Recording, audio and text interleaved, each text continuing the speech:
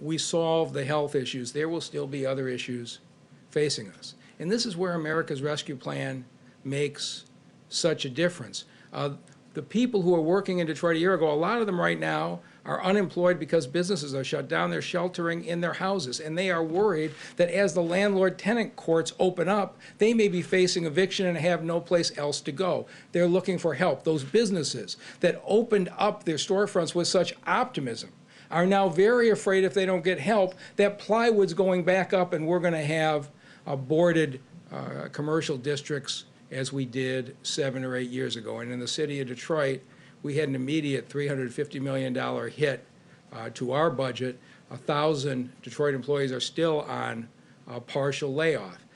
And the problem is going to get worse in the summer. So we have a national problem that needs a national response. And the most interesting thing was, if I thought it was unique, what Mayor Suarez and I heard is every governor and every mayor is talking about exactly the same situation.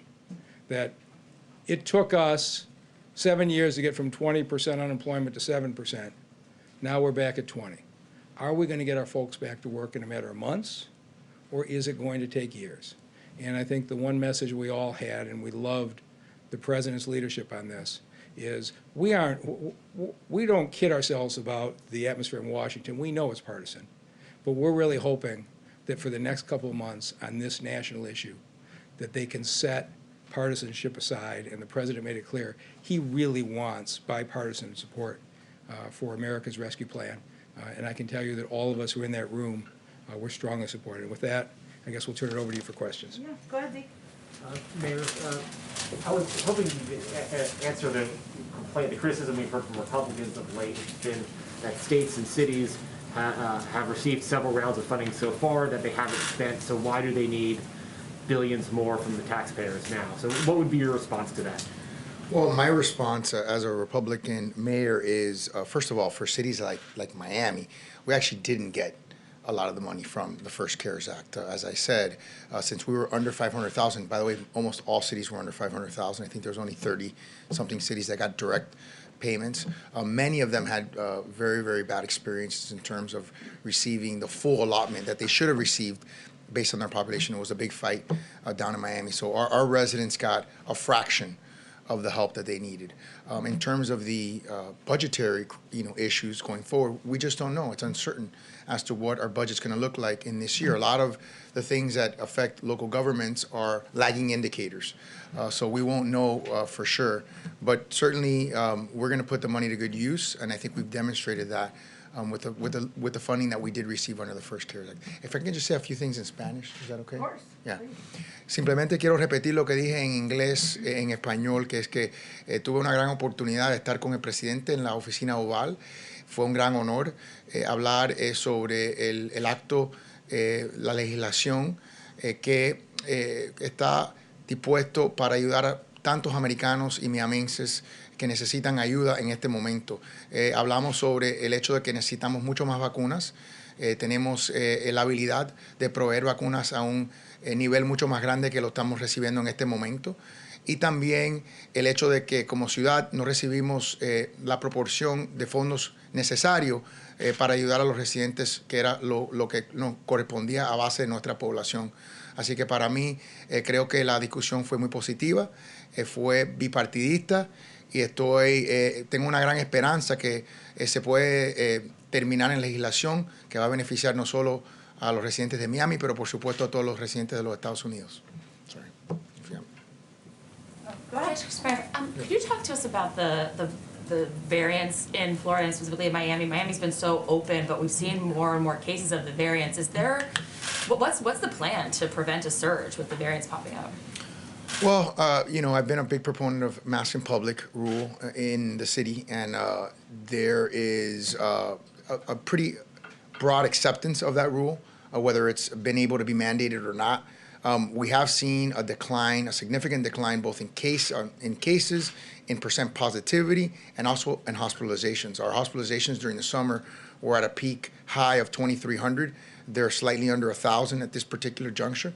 So we're hopeful that that those measures that we've taken and sort of how we've inculcated the population to, we've hammered home distancing, wearing masks, washing your hands, and those things will continue to drive the numbers down. Thank you. Oh, you'll go, do you want to say one more? Go ahead. So in Detroit, we have seen the first 2 cases of the B117, the British variant, and we've been just very honest with our residents. The evidence is that the Pfizer and Moderna vaccine are effective against it, and we've used it to encourage folks. We have a very low infection rate in Detroit right now, so we're taking it seriously. Now, when the other variants get there, it's going to be a different issue, but I think it has actually encouraged an increase in vaccine rate. Do you feel like, can I ask this follow-up real fast? Do you feel like you have enough visibility into exactly how many vaccines you're getting each week, each month at this point? I have visibility into it. I don't like the visibility I have, but you have a racial equity issue in this country, and if you just look at the way hospital distribution has worked, even hospitals in urban areas, the folks who have accessed the electronic health records have been predominantly upscale individuals, and so in Detroit, literally, we took the convention structure and we are just moving thousands of folks through. Jeff Zients was good enough to get us from 5,000 a week to 15,000 a week. I had to appeal directly to him to get to that. We really ought to be at 25,000 a week, and I raised that with the president today. And I think they are doing everything they possibly can. I know they shared numbers with us by April that will look good. We're certainly hoping before the end of February it picks up. But with what Jeff Zients is doing, I just have complete confidence in this administration. To follow up on that, one big complaint we heard a lot from states and local jurisdictions under the Trump administration was that there was a lack of coordination, a lack of communication. Can you point us to specific examples of how that has changed? And also for you, Mayor Suarez, you mentioned that the vaccine needs to be widely accepted, which is different from a supply problem. Sure. Did you talk about hesitancy with President Biden? Well, let me answer the first question, which is I've spoken to the president and the vice president more times in the short time that they have been in office and prior to them being in office than I had spoken to the prior administration in the entirety. So that's, I think that's, to me, it's an intentional desire on their part to really plug in with mayors. And it's also symptomatic of the fact that now I'm the vice president of the Conference of Mayors. Next year I'll be the president of the Conference of Mayors, so certainly that's a part of it. But I do think that there's an intentionality on the part of this administration to get advice from the mayors and from the governors, because they are the boots on the ground. And frankly, it's not just on vaccination. We've talked about climate and a variety of other issues. The second part, for us, it's not so much acceptance, and maybe if I use the word acceptance, maybe it wasn't the right word. We certainly have whatever vaccine we have, we administer. In other words, we vaccinate about 7,000 people per week at Marlins Stadium in Miami, and there's no one that's not getting vaccinated. Sure, there are times when there are subpopulations in particular areas where acceptance of the vaccine is an issue, and we try to message that.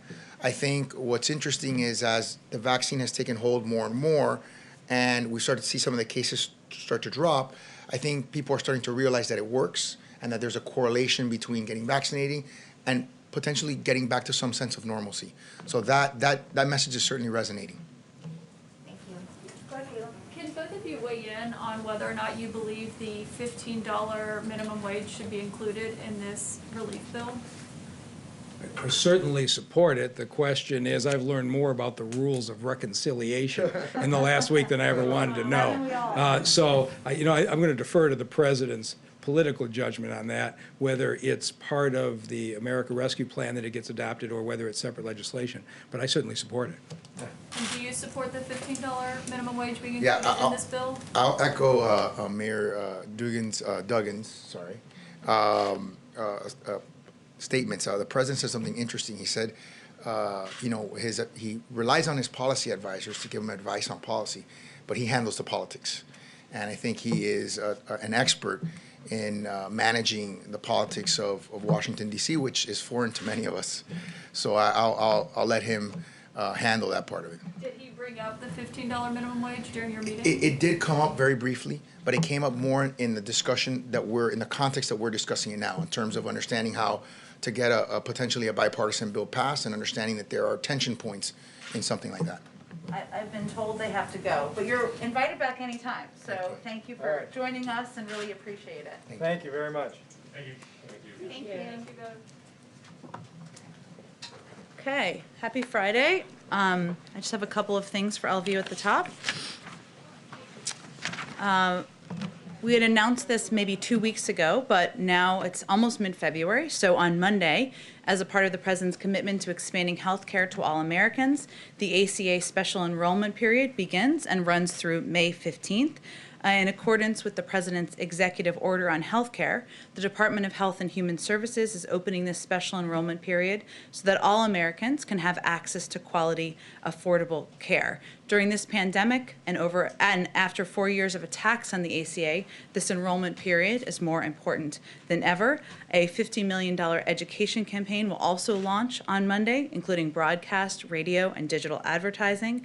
This campaign, out of HHS, I should say, this campaign will focus most on increasing awareness among the uninsured that there is a special enrollment period. That's always been part of the challenge, making sure people understood how they can do it and when they can do it. Available now, and raise awareness about affordable options for coverage and the availability of assistance to pay for premiums. On Monday, consumers who want to enroll in coverage can visit healthcare.gov to view 2021 plans and prices and enroll in a plan that best meets their needs. I wanted to also highlight some news coming out of the Department of Homeland Security this morning. That's another step in the administration's process to reform our nation's immigration system. Beginning on February 19th, the Department of Homeland Security will take steps to begin processing individuals who, under the previous administration, had been forced to remain in Mexico under the Migrant Protection Protocol. I will note this news should not be interpreted as an opening for people to migrate irregularly to the United States. Only eligible individuals will be allowed to enter through designated ports of entry at designated times.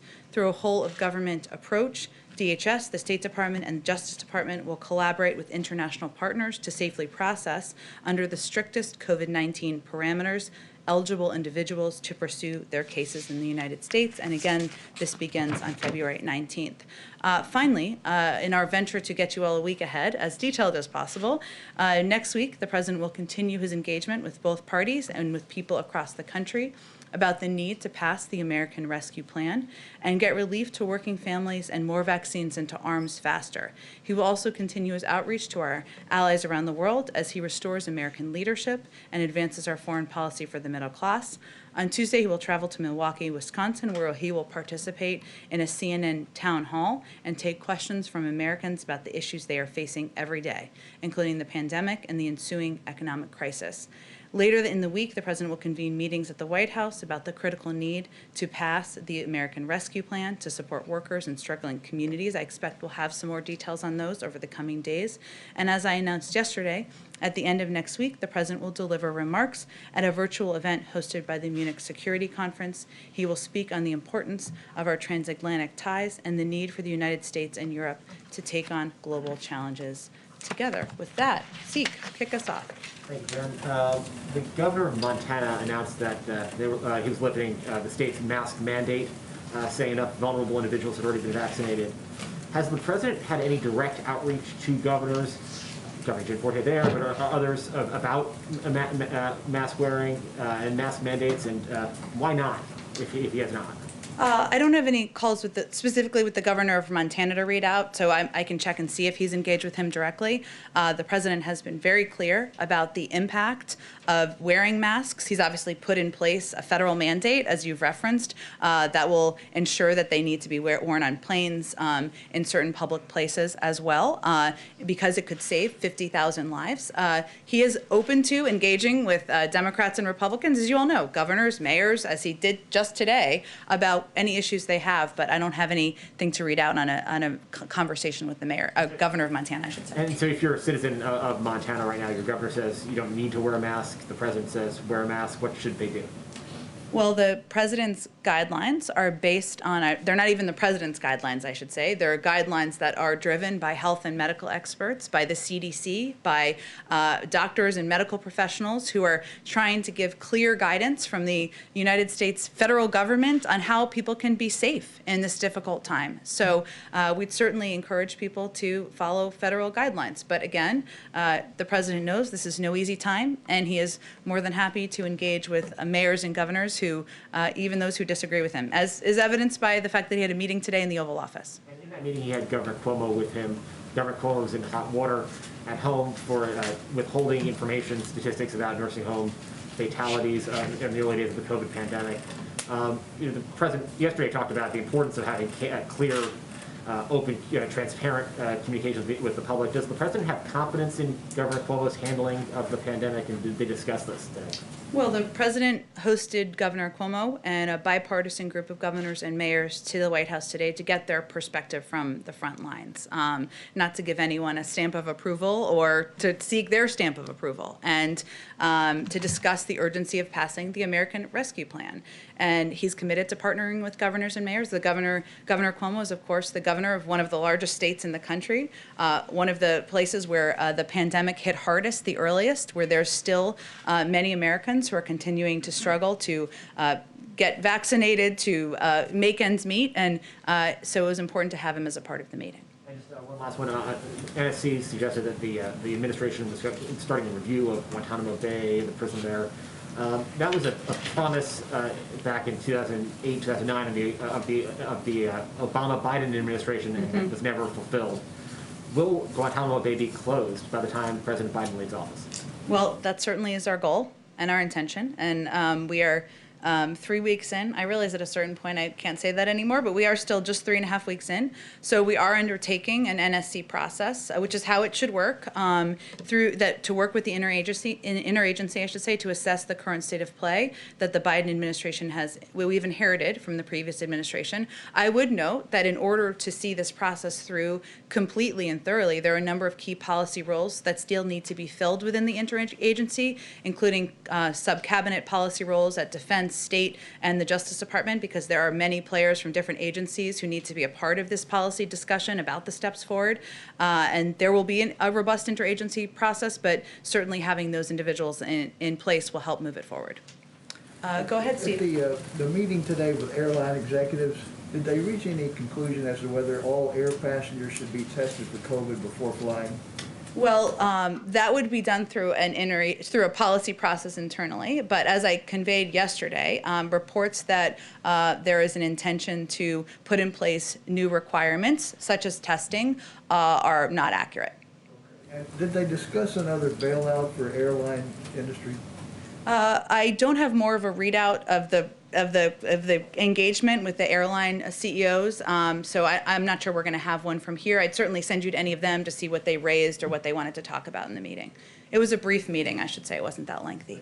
Go ahead, Josh. Can I ask also about another meeting that happened today with Secretary Yellen? She spoke with her G7 counterparts. A bit of a thorny issue came out. There was a file in the previous administration over taxation of digital companies. Many, of course, are American. France has tried to apply a tax. The big question right now is how and if you tax those. Does the administration have a position on this? I expect Secretary Yellen will brief the president on the call this afternoon. What is your position on other countries or the globe sort of writ large taxing digital giants? Sure, and just to catch some others up, so Secretary Yellen spoke this morning with G7 finance ministers. So I think that was the conversation you were referring to, and he'll meet with her. The president will see her later today. The president believes that the largest corporations should pay their fair share in taxes. That's something, of course, he talked about on the campaign trail. That's why, when he was running for office, he called for a strong minimum tax that would mean that companies could no longer get away with shifting profits and jobs overseas in order to pay rock-bottom tax rates. He also recognizes this is a global problem. and requires a global solution, and he wants to work on a multilateral basis to achieve reform that will strengthen the U.S. economy and benefit U.S. workers. So it's something obviously he remains committed to, but in terms of this next steps forward, obviously that will include a policy process internally, but also working with counterparts around the world. What would that mean, though, if other countries seek to impose these levies that would affect American companies? President Trump had threatened retaliatory tariffs, for instance, on France. Does Biden have a view, President Biden, excuse me, have a view on that, about whether he would retaliate if other countries went down this road unilaterally? Well, again, I think that's why I was referring to it as a kind of global problem, right? It's not just a problem here in the United States of us just adjusting our own policy, right? It's something that there needs to be agreement internationally, and obviously a conversation among the G7 finance ministers. I'll defer to Treasury to read that out, but it's certainly an appropriate forum to have a range of these discussions. But I don't have any new policy proposals to read out for you, only to convey to you the President's committed to this. He wants to work obviously through an interagency process here with key members of his economic team, but also through consultation with global partners around the world. Just on the mask issue, we've asked, of course, as you know, many times about this discussion of whether to ship masks to Americans. Pull back the curtain a little bit on what the downside would be there. Is it just they're widely available? Could it actually discourage folks from wearing a mask if the federal government bunks them in their lap? Why not do that, I guess is the other way of asking that question. Well, I think it is an option under consideration, as we've talked about a little bit in here, and I think there are some underlying questions about how you target the masks, where they go to first. Obviously, it couldn't happen immediately. There hasn't been a final policy decision to actually ship the masks, but those are some of the pieces that are being discussed, and obviously there's a cost to everything, as you all know, and so that certainly is a consideration, but you're right, in ensuring that the American people know that wearing masks, even when you're vaccinated, right, is going to be an important part of keeping people safe, keeping your neighbors safe, keeping communities and workplaces safe, and so we're looking at a range of options for how we can convey that. Go ahead. I want to ask about schools, but quickly, it's Friday afternoon. The Senate trial has been, the bulk of all of our coverage this last week. I was struck by one quote from the lead House manager, Jamie Raskin, who said he thought this was a moment of truth for America. So Friday afternoon, what do you think Americans should have learned from this week with the impeachment trial? Well, we talked about this a little bit yesterday, but certainly for any Americans watching, they learned about the power of some individuals in the House they may not have known before. They certainly saw some powerful footage that was a reminder of the shocking events that happened on January 6th. I think they saw, as the president has said, that day was an assault on our democracy, and it was a reminder of why it can never happen again. But I think otherwise you'd have to speak to many Americans about what they concluded and what they digested from the events of this week. Okay, we're expecting right now we're getting those CDC guidelines for schools. We're expecting that it'll include the recommendation that if school wants to stay open 5 days a week, there's really regular testing. When do we think that that'll be available for teachers and students? Is that part of the goal for the first 100 days to have regular testing available to all schools? Well, again, I am eager to see them as a parent. I have not seen them or reviewed the guidelines that will be released. I think there's a briefing from the CDC a little bit later this afternoon. So that's an excellent question, and I certainly encourage you to ask it. What are your criteria, the White House's criteria for what counts as a school being open? The president's goal is to have schools open 5 days a week, kids in school learning, teachers in school, and to do it safely. And the CDC guidelines that will be released this afternoon, I'm eager to learn more about them as well. Those will be an important next step. And then his Secretary of Education, future Secretary, I should say, Miguel Cardona, this will be his top priority, as he has said. And the president will, of course, task him with looking for ways to work with our health experts and the CDC to open schools safely as quickly as possible. Yeah, I guess I just mean, as you're ramping up now, that's the ultimate goal, but as you're ramping up right now, what counts as a school being open as you're trying to get to 100%? Doesn't count as open unless it's all kids offered a seat every day? Again, I think that what the president's focused on and what he's very mindful of, having raised many children, that makes it sound like he has 10, several children himself, being a very engaged and active grandparent himself, being the husband of a teacher who knows how valuable it is to be in person, is to return how schools were before the pandemic. But we are also going to be guided by science. We are going to be guided by our medical experts. We are going to be guided by the guidelines of the CDC. You'll all know more about that, as will we, later this afternoon. That will be an important next step in the process. Go ahead. We're not in a rush here, so go ahead. Thanks, Jen. First, to follow up on schools, the guidance coming out is for K through 12 schools, but when you talk about the White House's goal to reopen the majority of schools, it's K through 8, from what I understand. So what is your goal for high schools to reopen in the next 100 days? I'm not going to set a new goal today. What I will convey to you is that when Secretary Cardona is confirmed, this will be his top priority, and we will leave it to him and his team at the Department of Education, working in close partnership with the CDC and others, to determine how quickly and efficiently it can be done. Is there a reason that, the White House's goal for schools doesn't include high schools? I would defer. I would suggest you ask the CDC about whether there are differences between the schools. I'm sure that's a question that might come up, but we'll see, and hopefully you'll get a question if that's the one you want to ask. Okay, thank you. And then on impeachment, this morning President Biden said he was anxious to see what his Republican friends would do and if they stand up. Was he signaling for them to vote to convict Mr. Trump? And if not, what else did he mean by stand up? Well, as you know, the president was in the Senate for 36 years, and he watched, as many Americans did, as the very institution he defended for decades was under assault. And January 6th. And this week, he watched new videos. We all did. That was a reminder of how shocking that assault on our democracy was.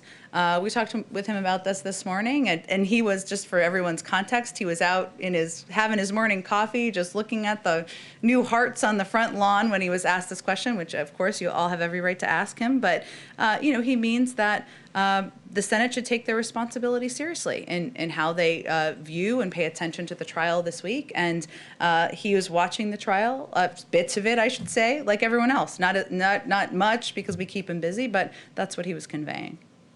How can they stand up in the president's eyes?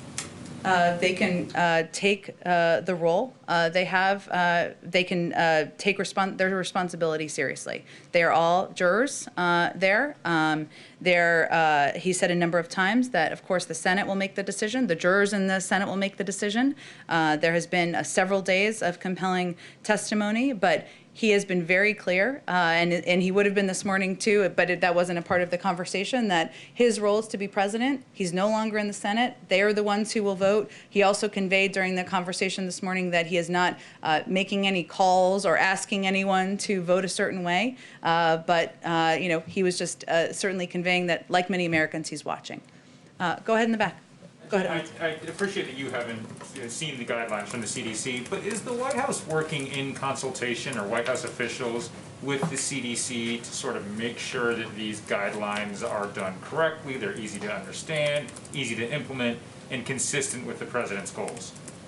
Well, as we've said, we want to be led by health and medical experts. As of this morning, no one on our senior staff call had seen the CDC guidelines. They are theirs to determine and to release. Of course, the president receives regular updates, as does our senior team, as does our COVID coordinator, about the status of work and progress. But these guidelines are their guidelines. They're based on the health and medical experts working at the CDC, and certainly under the leadership of Dr. Walensky. So there's been no sort of consultation, because it was a big question of the previous administration whether or not the CDC was just doing the White House's bidding. I guess what I'm offering you is an opportunity to say there's been absolutely no discussion. It's totally independent.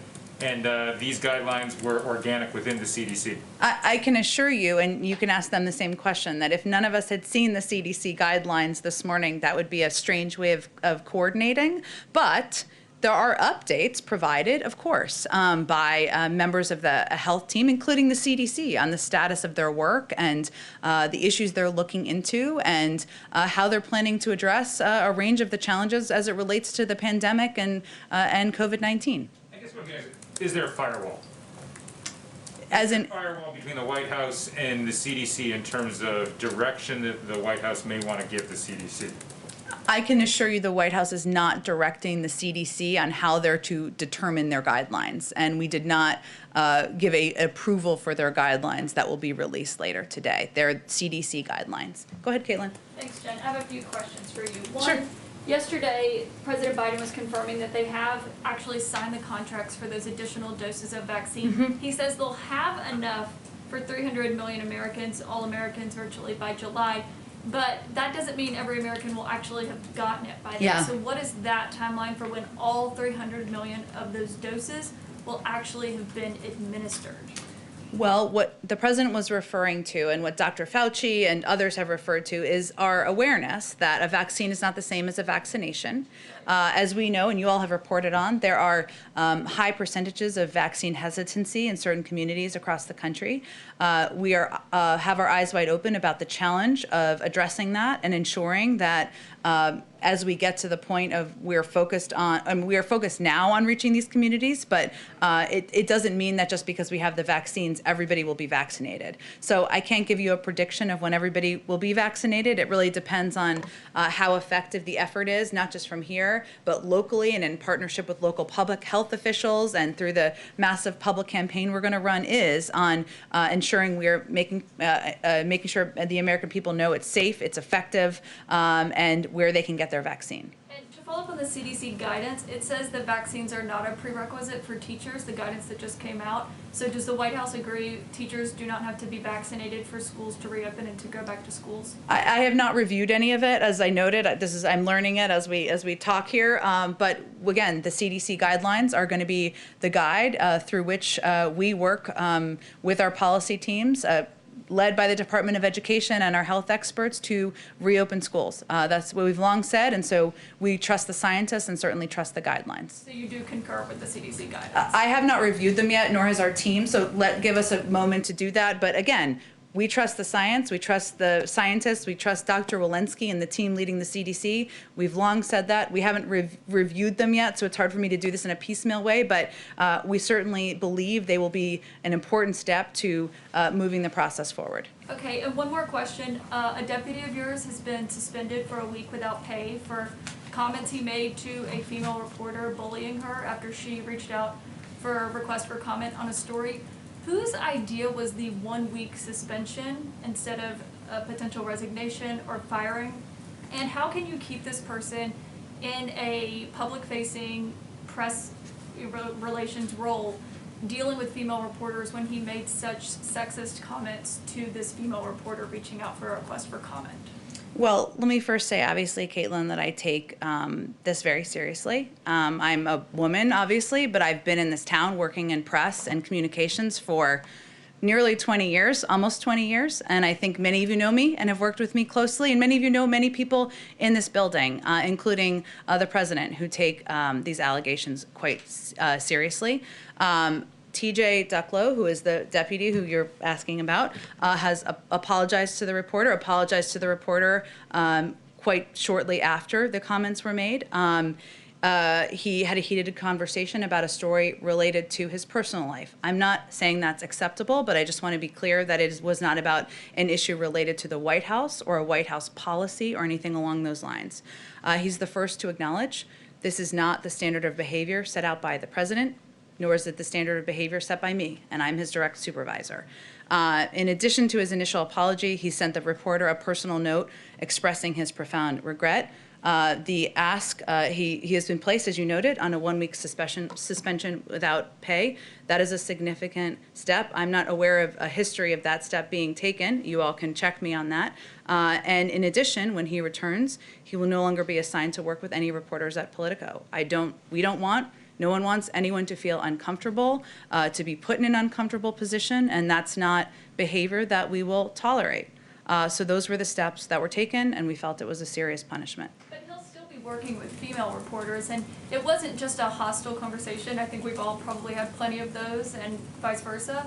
Those happen, but the language that he is alleged to have used, according to this report, is arguably, or even not arguably, sexist. So what are you doing to deal with that part of it? It's completely unacceptable.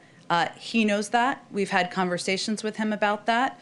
That is why we have also contacted, not long before today, but immediately following their conversation, my colleague Kate Bedingfield reached out to an editor at Playbook to convey our apology.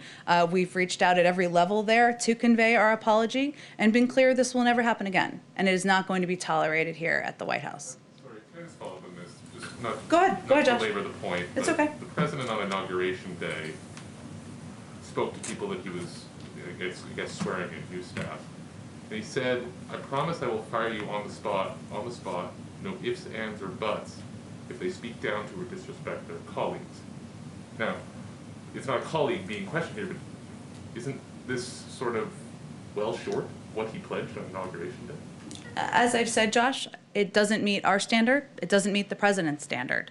And it was important that we took a step to make that clear. And that included not just an apology directly from him and apologies directly from us at the highest levels there, but also a step to suspend him for 1 week without pay. And that, in our view, was an important step to send the message that we don't find it acceptable. Jen, was the president involved in this discussion at all? Was this?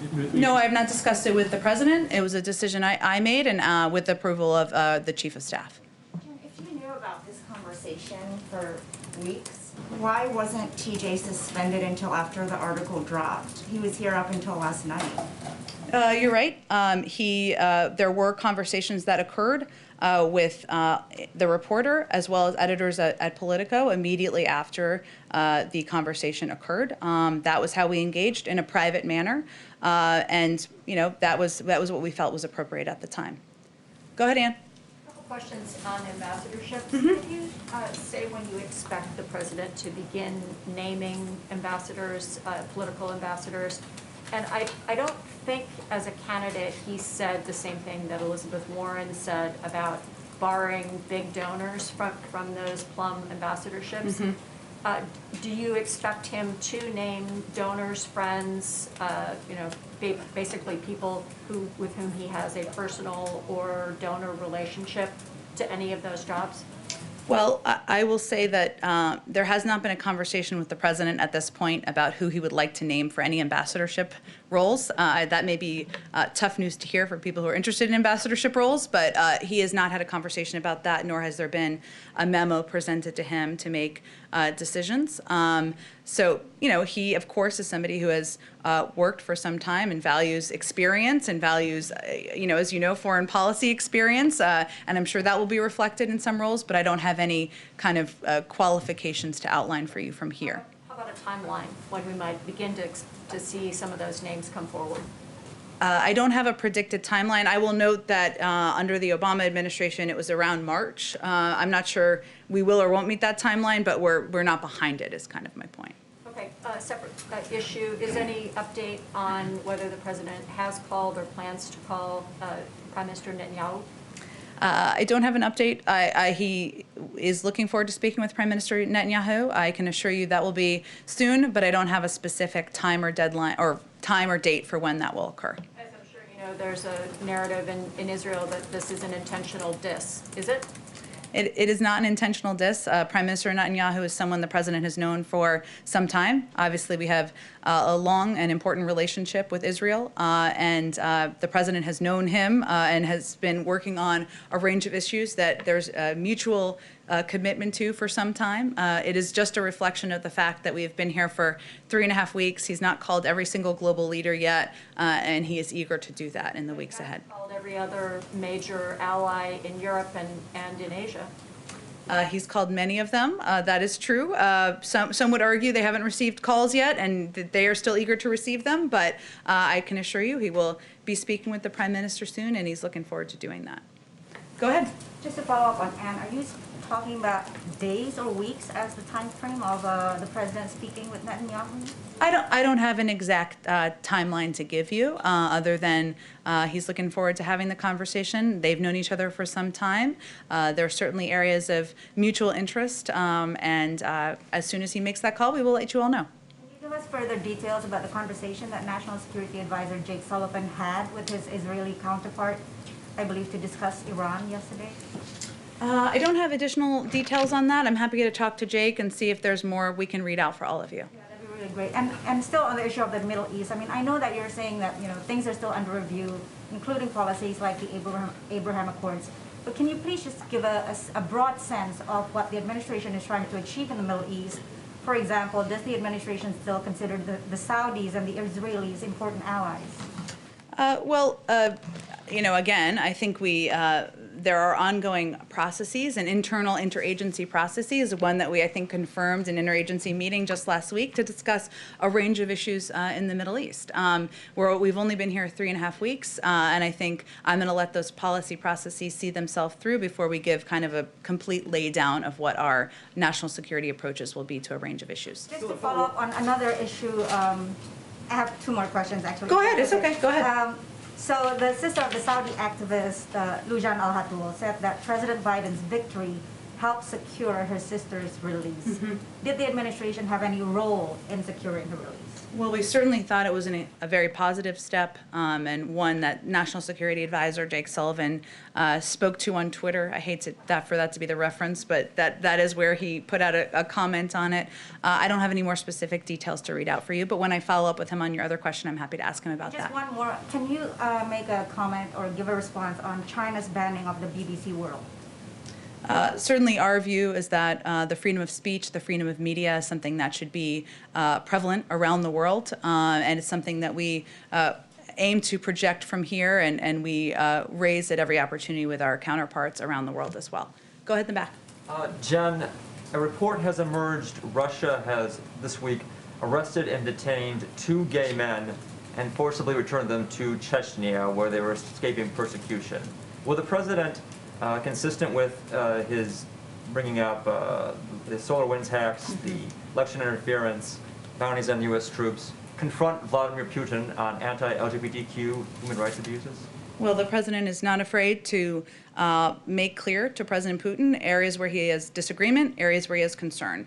I would suspect that because he spoke with President Putin a week or 2 ago, that the next contacts with the Russians would be at a lower level, either at the State Department or other officials, so I'd point you to them for a more up-to-date response or on our engagement there on that particular issue. What about sanctions? Would that be on the table for anti-LGBTQ abuses in Russia or elsewhere? There's a review that's ongoing about a range of problematic actions that have been taken by the Russians, and I'm not going to get ahead of that process. Go ahead. Go ahead. Oh, sorry. I will get to everybody, but why don't you go here in the front so I just don't lose track. Sure. Go ahead. The president has been especially quiet on Iran since taking office. Time is running out. He answered a question last Sunday about it. Well, yeah. It's been a long week. Well, that was one question, one short answer, but he talked much about his strategy, and time is running out for nuclear diplomacy. European allies are voicing their concern. When can we expect to hear from the president about his strategy towards Iran, beyond just asking for compliance? Well, I think a primary step here, as the president noted, is if Iran comes back into full compliance with its obligations under the JCPOA, the United States would do the same, and then use that as a platform to build a longer and stronger agreement and also address areas of concern. This is also a topic that is discussed in his conversations with key European partners and allies as well, given their important role in the P5+1. That would be the negotiating body, of course, if we were to move to this step again. But the ball is in their court, and he has spoken to that. I'm not sure there's a lot to add at this moment in time. Okay, go ahead in the back. Thank you, Jen. I just want to bring you back to the president's speech at the State Department last week. Sure. He talked about a summit of democracy early in his administration to defend democracy globally. When will this happen? Like early, what does early mean? And what form would it take? How do you defend democracy? What form will the summit take? Yes, what form the summit would take, but how would you do this? Yes, first, what form the summit will take, and how do you defend democracy otherwise than sending the message that you want to defend democracy? Well, if it's anytime soon, I suspect it will be a remote summit, but I don't have a date for you or a format of what that summit will look like. Certainly understand your interest, but we don't have any more specifics at this point in time. Other topic, when you talk, it's a bit of follow-up about global posture review, led by Secretary Austin, so that the military footprint will be aligned with the foreign policy. Does the president want to bring back the troops? As simple as that. Does he want to bring back the troops? Are you referring to in Afghanistan? Or where? In the Everywhere. world? Yes, in the world. Does he want to bring back the troops? Like the previous administration kept insisting, President Trump kept insisting on, I want to bring back the troops. Does President Biden want to do the same? Look, I think the president looks at our engagement in the world through each circumstance, and certainly there are troops serving around the world in different capacities. He spoke about his commitment as it relates to Afghanistan on the campaign trail, but I don't think I can give you or I don't think it would be responsible to give you a sweeping point on that particular question. Go ahead.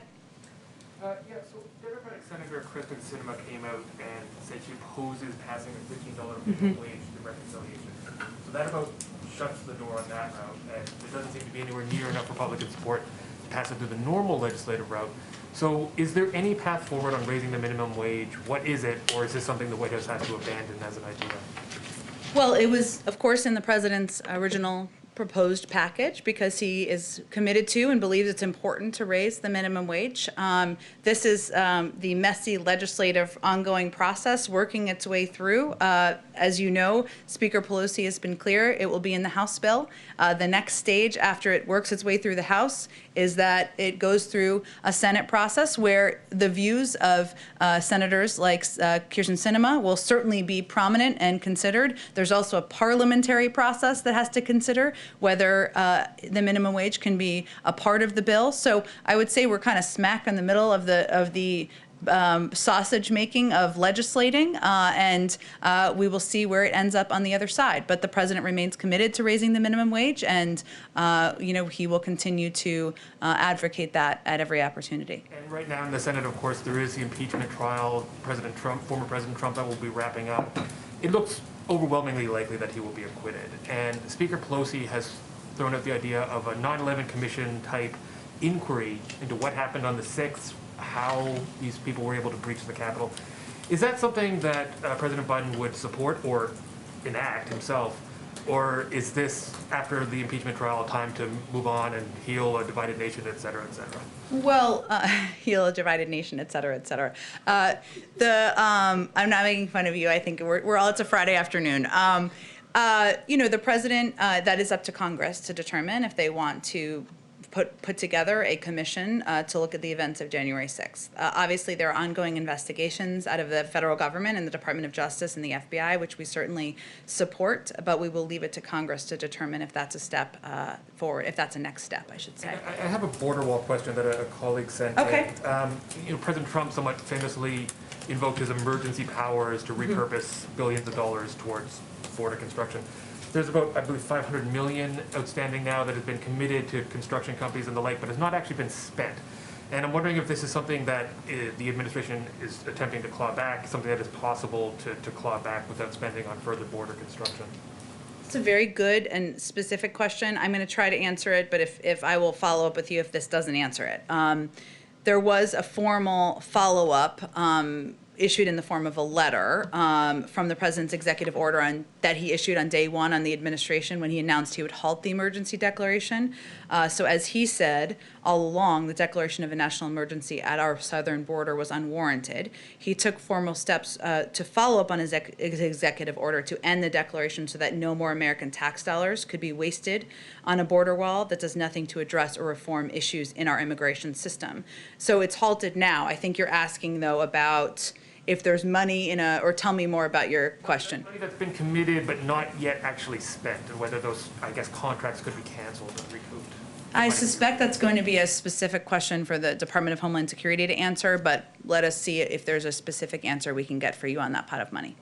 This will be my last one. Go ahead. I just want to throw one out for the Canadians. The purchase of more vaccine from European suppliers. We're in this global race for supply, and this was from a Canadian reporter who asked this, and Canada's struggling to procure vaccine because they have no domestic capacity. The U.S. does. And I'm wondering whether President Biden has faced any pushback from world leaders about essentially hogging the global supply. I think the president has been clear publicly and certainly privately if the conversation comes up that his focus now is on ensuring that the American people are vaccinated. We've obviously rejoined the World Health Organization. We recognize, and the president feels that it is vital and essential to ensure that as many people around the world are vaccinated. That will keep everybody safer. But his first priority is ensuring vaccines are in the arms of Americans, including 100 million shots in the first 100 days. Go ahead in the back. Thank you, Jen. Sticking with vaccines, some states have been reporting that COVID doses are going to waste. Is the White House discussing a plan or even a proposal to mitigate this and to reduce the amount of discarded doses? Well, certainly those reports are concerning to us. There was a report, I think it was overnight or this morning, about, I think if it was wasted masks. Now I'm kind of speaking out of turn here. What I'm trying to say is when we get reports like these from states or localities, we work to address them as quickly as possible, right? To ensure that whatever prompted that, whether it's a delivery issue, a supply issue, is it an issue of not having enough vaccinators? It can differ from state to state. So we work to address those issues as quickly as possible. And certainly it's concerning when we hear about doses that are wasted.